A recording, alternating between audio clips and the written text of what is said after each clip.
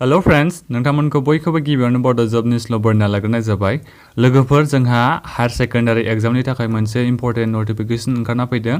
नोंथांमोननि एग्जामा जानाय नंलिया। दा बेनिखायनो हायर सेकेन्डारिनि बबे फार्स्ट सेमिस्टार ना वान जेनेबा फार्स्ट इयारनि ना सेकेन्ड इयारनि एग्जामा पस्टपन जाबाय बेखौ आं नोंथांमोननो खोन्थाहरनो सानदों। दा बेनिखायनो नोंथांमोना भिडिअखौ जोबजासिम नायबानो जाबाय।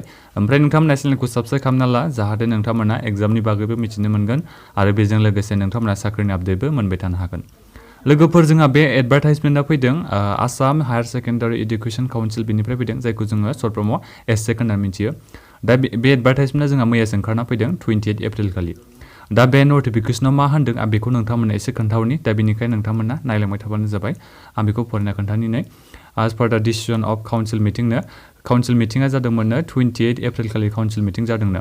दा बे काउन्सिल मिटिं जानायाव बिथांमोना बे कर'ना भाइरासनि पेन्डेमिकनि सिटुएसनखौ नायनानै बिथांमोना जेनेबा दा कर'ना भाइरासआथ' आसामाव बारायगासिनो दं नालाय दा बेनिखायनो बिथांमोना हायर सेकेन्डारिनि फार्स्ट इयारनि फाइनाल एग्जामिनेसनखौ बिथांमोना पस्टपन खालामनाय जाबाय होननानै बिथांमोना बुंदों।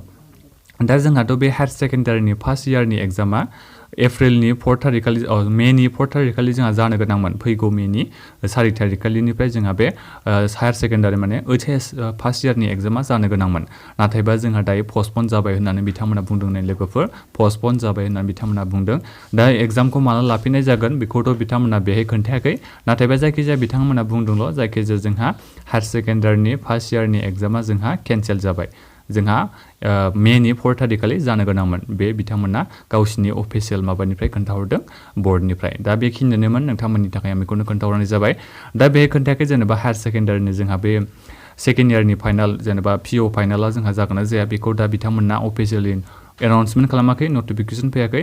दा बेनिखायनो नोंथांमोना गोबां भिडिअ नुदों जानांगौ जेनेबा हायर सेकेन्डारि एग्जामा जोंहा केन्सेल जासिगोन। बिदि नङा, नोंथांमोना फरायखाबानो जाबाय। दासिमबो जोंहा नटिफिकेशन ओंखारना फैयाखै एग्जामा केन्सेल जाबाय होननानै बिदि दासिमबो इम्पर्टेन्ट नटिफिकेशन ओंखारना फैयाखै। दा बेनिखायनो नोंथांमोना फरायनायखौ खम खालामना फरायखाबानो थाबानो जाबाय। जेब्ला जेनेबा नटिफिकेशन फैगोन एग्जामा पस्टपन जाबाय बिदि फैयोबा आं नोंथांमोननो भिडिअ बानायनानै खोन्थाहरगोन। दा बेनिखायनो नोंथांमोना चेनेलखौ साबस्क्राइब खालामना लाबानो जाबाय आरो नोंथांमोना हाजासे बे भिडिअखौ चेनेल शेयार खालामबानो जाबाय लोगोफोरनो जाहाथे नोंथांमोननि गेजेरजों गुबुन माने फरायसाफ्राबो मिथिनो हायो जाहाथे बिथांमोननि बे हायर सेकेन्डारिनि फार्स्ट इयारनि एग्जामा जोंहा आसामनिया पस्टपन जाबाय। उनाव जोंहा बिथांमोना जेनेबा गोदान रुटिन होफिनगोन एग्जामा जायोबा। दा बेखिनियानोमोन। नोंथांमोना माबाफोर सोंनांगौ दङबा भिडिअनि कमेन्ट बक्सआव कमेन्ट खालामबानो जाबाय। चेनेलखौ साबस्क्राइब खालामदो आरो भिडिअखौ शेयार खालामदो। गोजोन्थों लोगोफोर।